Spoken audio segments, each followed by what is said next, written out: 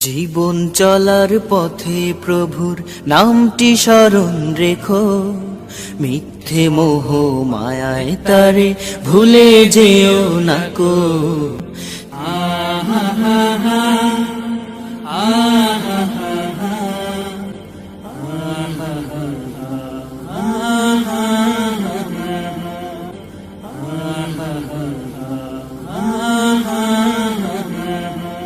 লাগামহীন ঘোড়ার মতো ছুটে চলায় জীবনের লাগাম টেনে ধরতে না পারলে দুনিয়া ও আখেরাতের সফলতা লাভ কখনোই সম্ভব নয়। সফলতার হাতছানি দেওয়া সেই লাগাম সম্পর্কে জানতেই আমাদের আজকের প্রয়াস।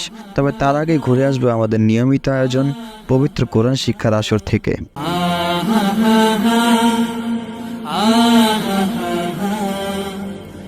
আলহামদুলিল্লাহ ওয়াসসালাতু ওয়াসসালামু আলা রাসূলিল্লাহ وعلى آله وأصحابه أجمعين أما بعد رب اشرح لي صدري ويسر لي أمري واحلل عقدة من لساني يفقهوا قولي।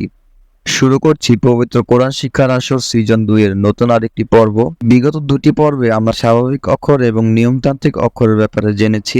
আজ আমরা সেই ব্যাপারগুলোই আরেকটু রিভাইজ করব। চলুন প্রথমে আমরা 29টি হরফ একে একে পড়ে নিই। আলিফ, বা, তা, ফা, জিম, খা, খ, দাল, রাল, র, জা, সিন, শিন, সদ, দত, ত, র, আইন, গইন, ফা, কফ, কাফ, লাম, মিম, নুন, ওয়া, হা, হামজা, ইয়া। আমরা জেনেছিলাম স্বাভাবিক অক্ষর হলো 16টি, যেগুলো পড়তে আপনাকে কোনো নিয়মের তোয়াক্কা করতে হবে না, তথা বাংলা ভাষায় আপনি যেভাবে উচ্চারণ করে থাকেন ঠিক সেভাবে উচ্চারণ করলে উচ্চারণগুলো হয়ে যাবে। এই হরফগুলো হলো আলিফ, বা, তা, জিম, দাল, শিন, গইন, ফা, কাফ, লাম, মিম, নুন, ওয়া, হা, হামজা, ইয়া। নিয়মতান্ত্রিক অক্ষরের ব্যাপারে আমরা জেনেছি। এগুলো পড়তে আপনাকে কিছু নিয়ম মেনে চলতে হবে। হুবহু বাংলা হরফের মতো আপনি উচ্চারণ করতে পারবেন না। যেমন ফা, রাল, র, এই তিনটির ক্ষেত্রে আমরা জেনেছি আপনাকে জিহ্বার অগ্রভাগ ব্যবহার করতে হবে, তথা জিভের আগা, এবং সেই আগাকে লাগাতে হবে একবারে সামনের সারিতে থাকা উপরের দুই দাঁতে, এবং সেখান থেকে আপনাকে উচ্চারণ করতে হবে ফা, রাল, র, ফা, রাল, র, হা। এই হরফটি উচ্চারণ করতে আপনাকে প্রথমে বাতাস বের করতে হবে, এরপরে বলতে হবে হা, এবং তখন আপনার উচ্চারণ শোনাবে হা, হা। আমি আবার বলছি, প্রথমে আপনাকে বাতাস বের করতে হবে, তারপর আপনাকে হা উচ্চারণ করতে হবে, এবং এই দুইয়ের সংমিশ্রণে এটার উচ্চারণ শোনাবে হা। খটা হলো বাংলা খ থেকে একটু মোটা করে আপনাকে পড়তে হবে খ, খ, খ। রটাও প্রায় একই, অর্থাৎ বাংলা র থেকে আপনাকে মোটা করে পড়তে হবে র, র, র, জা, সিন এবং সদের ক্ষেত্রে আমরা জেনেছি এই তিনটের ক্ষেত্রে আপনাকে জিভের আগা ব্যবহার করতে হবে, তা গিয়ে লাগবে একেবারে সামনের সারিতে থাকা নিচের দুই দাঁতের আগাতে, এবং এই দুই অংশের ঘর্ষণে আপনাকে উচ্চারণ করতে হবে জা, সিন, সদ, জা, সিন, সদ। দতটা হলো আপনাকে বাংলা দত থেকে একটু পাতলা করে পড়তে হবে, তাহলে এর উচ্চারণটা এসে যাবে বত, বত। তটা হলো বাংলা ত থেকে একটু মোটা করে আপনাকে পড়তে হবে, এবং মুখটা যেন গোল হয়ে যায় খেয়াল রাখবেন ত, ত, ত। আইনের ক্ষেত্রে কথা হলো, এটা আপনি নর্মালি আইন বলতে পারবেন না, গলার ভিতর থেকে একটু চেপে পড়তে হবে আপনাকে আইন, আইন, আইন। আর অফটা হলো আপনি পুরো কয়ের মতো বলতে পারবেন না, বরং এটা আপনাকে গলার ভিতর থেকে বলতে হবে অফ, অফ, অফ। এবার আসুন আমরা যা শিখলাম সেই অনুসারে একটি আয়াত তিলাওয়াত করার চেষ্টা করি। বিসমি, এখানে আপনারা দেখতে পাচ্ছেন বা এবং মিম হলো নরমাল হরফ, এখানে সিনটা হলো নিয়মতান্ত্রিক হরফ। বিসমিল্লাহি, মিম গিয়ে লামকে ধরার পর হচ্ছে বিসমিল্লাহি, লামটা স্বাভাবিক হরফ, হাটাও স্বাভাবিক হরফ। বিসমিল্লাহির, এখানে রটা হলো আবার নিয়মতান্ত্রিক হরফ, যেটা আমরা বলেছি যে বাংলা র অক্ষর থেকে একটু মোটা করে পড়তে হবে। তাহলে আপনাকে পড়তে হবে বিসমিল্লাহির রহ, রাহ বলা যাবে না, এটা খেয়াল রাখবেন। বিসমিল্লাহির রহ, এখানে হাটা হলো নিয়মতান্ত্রিক হরফ, যেটা আমরা বলেছি প্রথমে আপনাকে বাতাস বের করতে হবে, তারপর হা বলতে হবে। বিসমিল্লাহির রহমানির রহিম, এখানে র এবং হা এসেছে নিয়মতান্ত্রিক হরফ হিসেবে। আর খেয়াল রাখবেন এই হাটা যেন কোনোভাবে হা হয়ে না যায়, অর্থাৎ বাতাস ছাড়া যেন না হয়ে যায়, তাহলে কিন্তু অর্থটা চেঞ্জ হয়ে যাবে। আপনারা যে কোনো আয়াত পড়ার সময় উচ্চারণ স্থানগুলো অবশ্যই খেয়াল রাখবেন, নতুবা অর্থ চেঞ্জ হয়ে যাবে। আসলে আমরা পুরো আয়াতটি আবার তিলাওয়াত করি। বিসমিল্লাহির রহমানির রহিম, বিসমিল্লাহির রহমানির রহিম, বিসমিল্লাহির রহমানির রহিম। এই তেলাওয়াতের সাথে সাথে শেষ হয়ে গেল আমাদের আজকের পর্ব। পরবর্তী পর্ব দেখার আমন্ত্রণ জানিয়ে আজ এখানেই বিদায় নিচ্ছি। এবার আমরা চলে যাব আমাদের চলমান আলোচনায় ইনশাআল্লাহ।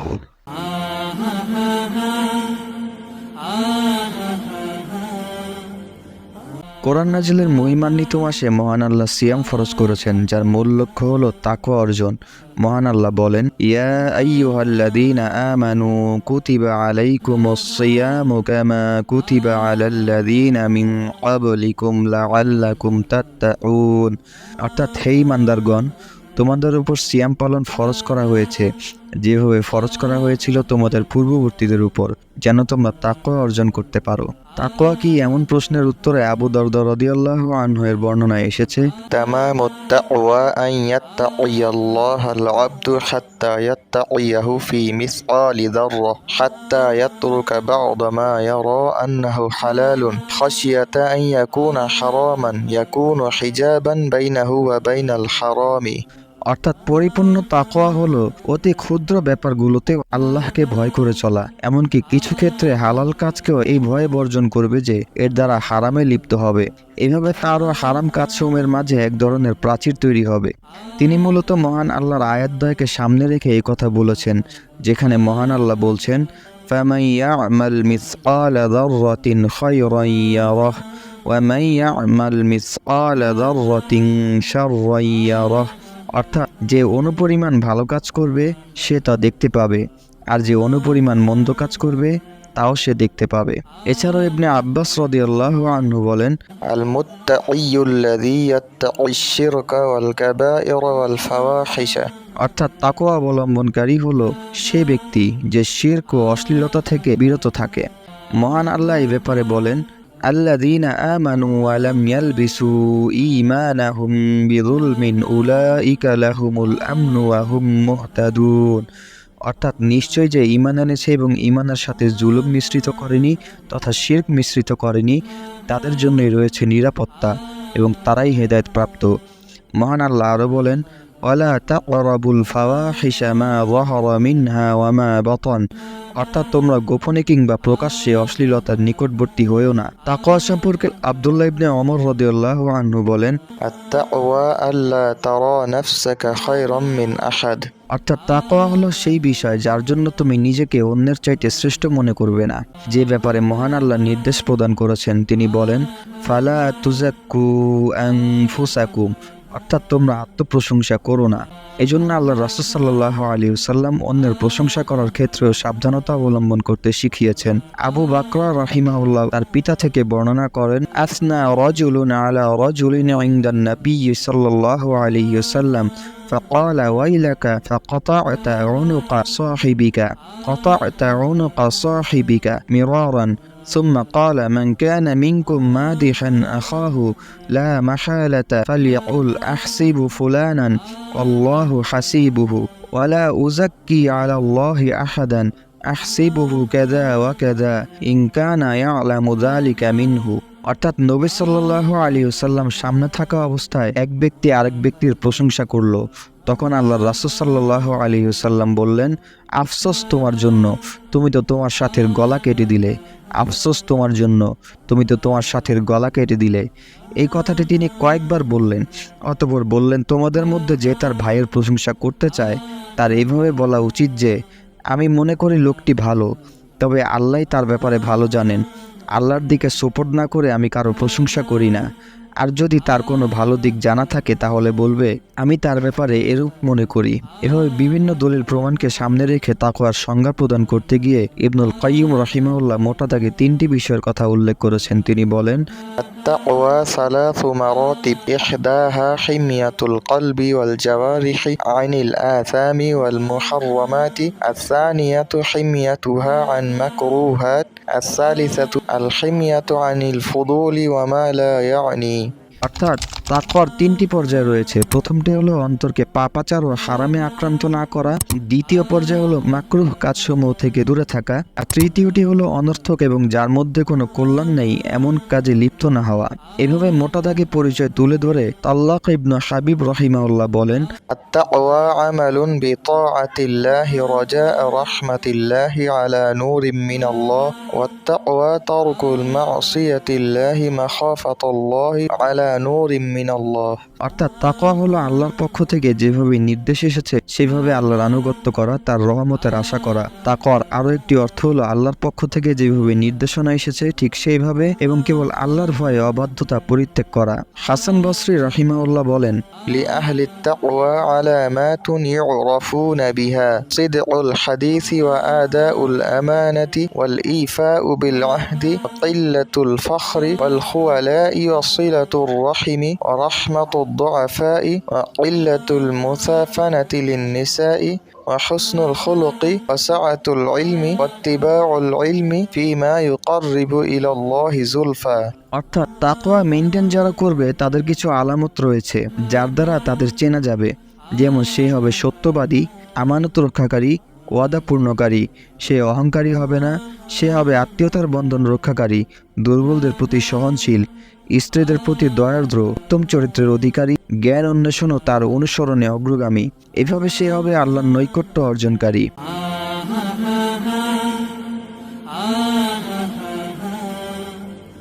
তাকওয়া অবলম্বনকারীর অপর নাম হলো মুত্তাকি, তবে এরা সকলেই একই পর্যায়ের নয়। মুত্তাকি এই বান্দাদেরকে মহান আল্লাহ 3 ভাগে ভাগ করেছেন। তিনি বলেন, সুম্মা আওরাসনাল কিতাবাল্লাযীনা ইসতাফাইনা মিন ইবাদিনা ফামিনহুম যালিমুল লিনাফসিহি ওয়া মিনহুম মুকতাসিদ ওয়া মিনহুম সাবিকুম বিল খায়রাতি বিইজনিল্লাহ, যালিকা হুয়াল ফাদলুল কাবীর। অর্থাৎ অতঃপর যাদেরকে আমার বান্দাদের মধ্য থেকে মনোনীত করেছি তাদেরকে এই কিতাবের উত্তরসূরি করেছি। তাদের কেউ কেউ নিজের উপর জুলুমকারী, কেউ কেউ মধ্যপন্থী, আবার কেউ কেউ আল্লাহর ইচ্ছায় কল্যাণের কাজে অগ্রগামী। এটা হলো বিশাল অনুগ্রহের কারণে। আব্দুল আজিজ বিন বাজ রাহিমাহুল্লাহ এই 3 প্রকার বান্দার আলোচনা করতে গিয়ে 3টি পয়েন্টের ব্যাখ্যা করেছেন। নম্বর 1, المتقي لله الكامل هو السابق بالخيرات الذي أدى الفرائض وترك المحارم واجتهد في أنواع الخير، فهذا هو في القمة وهو الأفضل وهو كامل التقوى। অর্থাৎ আল্লাহর জন্য পরিপূর্ণ তাকওয়া অবলম্বনকারী হলো সেই ব্যক্তি যে ভালো কাজে অগ্রগামী, তথা সেই হলো ফরজ আদায়কারী, হারাম পরিত্যাগকারী এবং বিভিন্ন ভালো কাজে প্রচেষ্টাকারী। আর এটাই হলো পরিপূর্ণ তাকওয়া ও তাকওয়ার শীর্ষ পর্যায়। নম্বর 2, المرتبة الثانية مرتبة الأبرار المقتصدين الذين أدوا الواجبات وتركوا المحرمات، لكن ليس عندهم مسابقة في أنواع الخير والتطوعات، بل اقتصروا على أداء الواجب وترك المحرم. هؤلاء يقال لهم المقتصدون ويسمون الأبرار أيضا। তথা দ্বিতীয় পর্যায়ের তাকওয়া অবলম্বনকারী হলো মধ্যপন্থী সৎকর্মপরায়ণ। এরাও ফরজ আদায়কারী এবং হারাম পরিত্যাগকারী হয়, কিন্তু এরা প্রথম পর্যায়ের ব্যক্তিদের মতো নয়, তথা কল্যাণকর ও মুস্তাহাব কাজগুলোর ব্যাপারে অগ্রগামী নয়, বরং এরা ফরজ আদায় ও হারাম পরিত্যাগ করার ক্ষেত্রেও ত্রুটি করে। এদেরকেই বলা হয় মধ্যপন্থী, যাদেরকে অন্যভাবে বলা হয় আবরার। নম্বর 3, المرتبة الثالثة هي مرتبة الظالم لنفسه وهو متقي الموحد لله لكن عنده شيء من السيئات عنده شيء من المعاصي অর্থাৎ তৃতীয় পর্যায়ে হলো নিজের প্রতি জুলুমকারী তথা এরা তাওহীদবাদী মুত্তাকি বটে, তবে এরা কিছু ছোট ও বড় পর্যায়ের পাপে লিপ্ত। হয়তো অবাক হয়ে ভাবছেন গুনাহগার হওয়া সত্ত্বেও মহান আল্লাহ তাকে মনোনীত বান্দা বলছেন। হ্যাঁ, ঠিকই ধরেছেন, কারণ এটা আপনার আমার রবের বিশাল অনুগ্রহ, যা তিনি এ আয়াতেই বলে দিয়েছেন, যালিকা হুয়াল ফাদলুল কাবীর।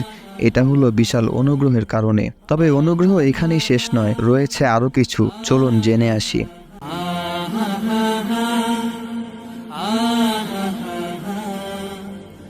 রং তামাশার এই জীবনে তাকওয়ার লাগাম টানাকে যদি আপনার কাছে কণ্টকাকীর্ণ মনে হয়, তবে খেয়াল রাখুন, মহান আল্লাহ আপনাকে বলছেন, ওয়ামান ইয়াত্তাকিল্লাহা ইয়াজআল লাহু মাখরাজা।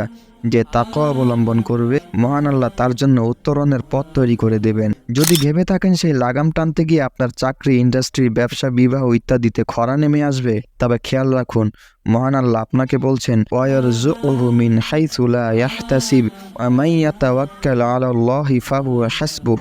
অর্থাৎ যে তাকওয়া অবলম্বন করবে তাকে তিনি এমন জায়গা থেকে রিজিক দেবেন যার কল্পনাও সে করেনি, আর যে আল্লাহর প্রতি ভরসা রাখে তার জন্য তিনিই যথেষ্ট। যদি ভেবে থাকেন তাকওয়া অবলম্বনকারী হয়ে সমাজে টিকে থাকা কঠিন, কিংবা যদি মনে করেন সমাজের মানুষ নিচু চোখে দেখে, ফলে মহান আল্লাহ আপনাকে বলছেন, ইন্না আকরামাকুম ইনদাল্লাহি আতকাকুম ইন্নাল্লাহা আলিমুন খাবীর। নিশ্চয়ই আল্লাহর কাছে সেই সবচেয়ে সম্মানিত যে তোমাদের মধ্যে অধিক তাকওয়া অবলম্বনকারী। নিশ্চয়ই আল্লাহ জ্ঞানময় ও সবকিছুর খবর রাখেন। আর তিনি আরো বলেন, লিবাসুত তাকওয়া যালিকা খায়র। অর্থাৎ তাকওয়ার পোশাকই হলো সর্বোত্তম। আবার শতদা বিভক্তির এই মুসলিম সমাজে যখন আপনি আসল পথ সম্পর্কে সন্দিহান হয়ে পড়েন, হতাশাগ্রস্ত হয়ে পড়েন পূর্বের কৃতকর্মের ব্যাপারে, তখন মহান আল্লাহ আপনাকে বলছেন, ইয়া আইয়ুহাল্লাযীনা আমানু ইন তাত্তাকুল্লাহা ইয়াজআল লাকুম ফুরকানাও ওয়া ইউকাফির আনকুম সাইয়্যাতিকুম ওয়া ইয়াগফির লাকুম আল্লাহু যুল ফাদলিল আযীম। অর্থাৎ হে ঈমানদারগণ, যদি তোমরা আল্লাহর তাকওয়া অবলম্বন করো, তাহলে তিনি তোমাদেরকে সত্য মিথ্যার পার্থক্যকারী বুঝদান করবেন এবং তোমাদের পাপসমূহ মোচন করবেন এবং তোমাদেরকে ক্ষমা করবেন। আর আল্লাহ হলেন মহা অনুগ্রহশীল। এই যখন বান্দার সাথে আল্লাহর ওয়াদা, তখন আর দেরি কেন? লাগাম টেনে ধরার তো এখনই উপযুক্ত সময়। এটাই সেই লাগাম যার ব্যাপারে ওমর ইবনুল আব্দুল আজিজ রাহিমাহুল্লাহ বলছেন, আত-তাকিয়্যু মুলাজ্জামুন লা ইয়াফআলু কুল্লা মা ইউরিদ। অর্থাৎ তাকওয়াই হলো সেই লাগাম যার ফলে কোনো কাজ চাইলেই সে করতে পারে না। সুবহানাকাল্লাহুম্মা বিহামদিকা আশহাদু আল্লা ইলাহা ইল্লা আনতা আস্তাগফিরুকা ওয়া আতুবু ইলাইক। জীবন চলার পথে প্রভুর নামটি স্মরণ রেখো, মিথ্যে মোহ মায়ায় তারে ভুলে যেও না কো।